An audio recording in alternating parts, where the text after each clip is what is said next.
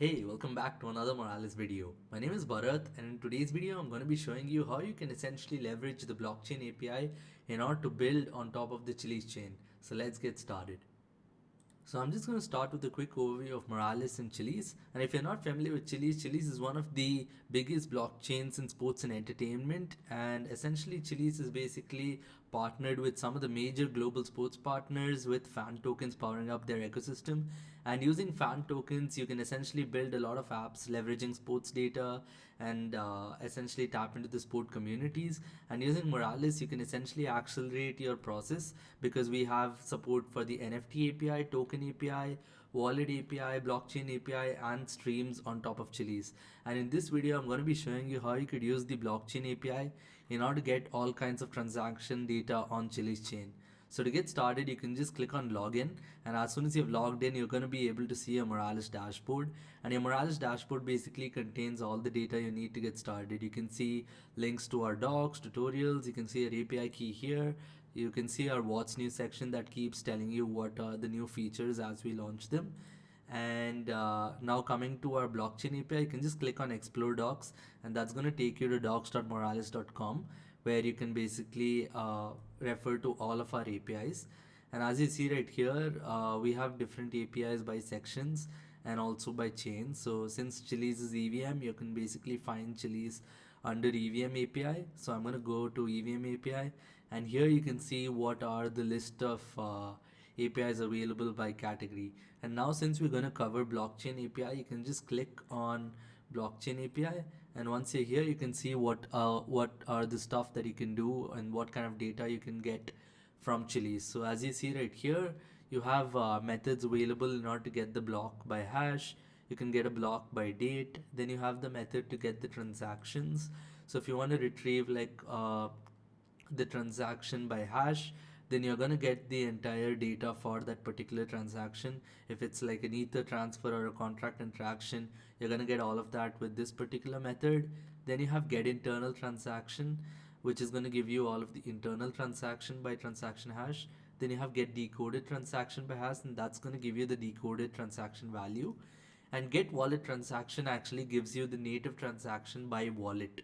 So this is essentially helpful whenever you want to get the native transaction for a specific wallet address. Coming to the next APIs, you basically have get logs. So in case you basically are building an application that's emitting events here, and you can basically get all of that data using the get contract logs, and this is going to give you all of the logs by contract.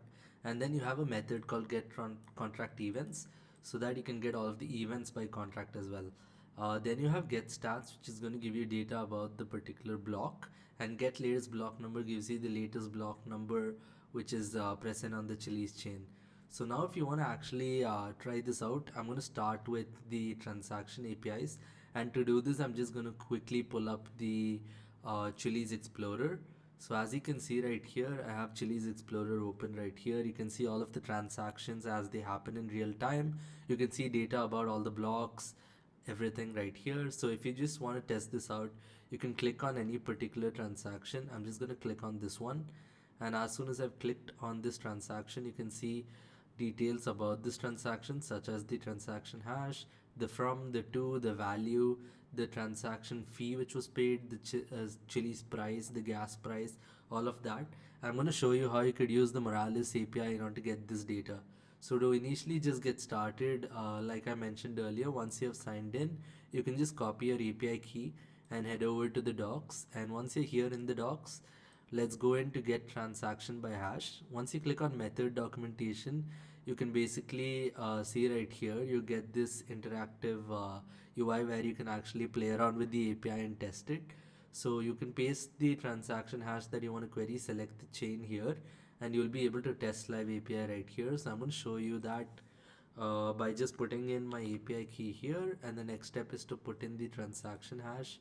So I'm just going to copy this transaction hash and let's put this here. Once you have done that, just remember to select the chain to Chiliz. So Chiliz is for the Chiliz mainnet, and Chiliz testnet is basically present right here. And if you want to see the complete chain list, you can go to supported chains, and you'll be able to see the entire details.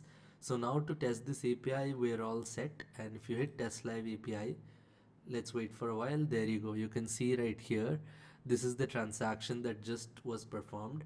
And if you see the from address here, 0x453, you also have 0x453 here. So this is essentially giving you all of the details for this particular transaction.